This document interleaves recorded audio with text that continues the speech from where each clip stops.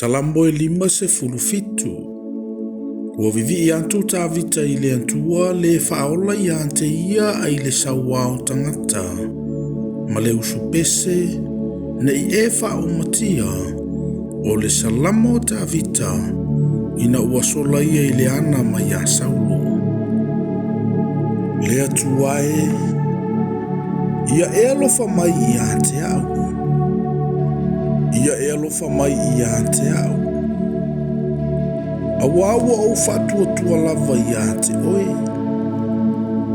O te whatuatua foi i le paolo a paau.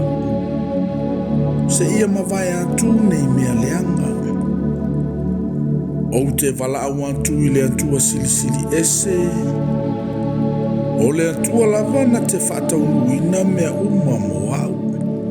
E auina mai e ia mai le langi, ma whaola mai i ate au. A o upu leanga mai le ua nau i le fia maua au. E awina mai e le antua o lona alofa, ma lona wha maoni. Ua i le vao le ona lava au.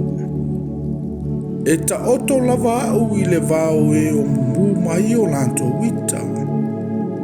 O le whanau antangata i lanto. O lato nifo o tao ma u whana ia.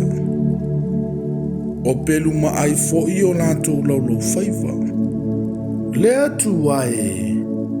Ia whasilisilina oe i le langi. Ia i le lalolangi uma lo mamalu. Ua lato saunia se upenga i le mea o te uiai. Ua whawaiwai ai lo loto. Ua latou Elia se lua o ulumanai. Ua pā u iai i latou. Le atu ai. Ua mau lo loto. Ua mau lava lo loto.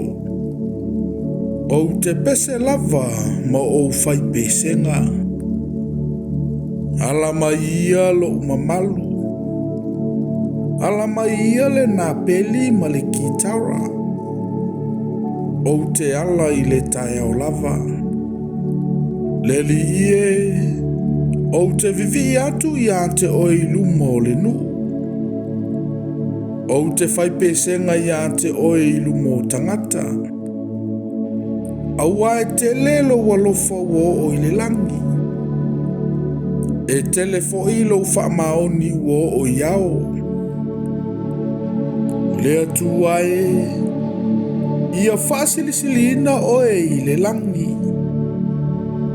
Ia i le lalolangi uma lo mamalu.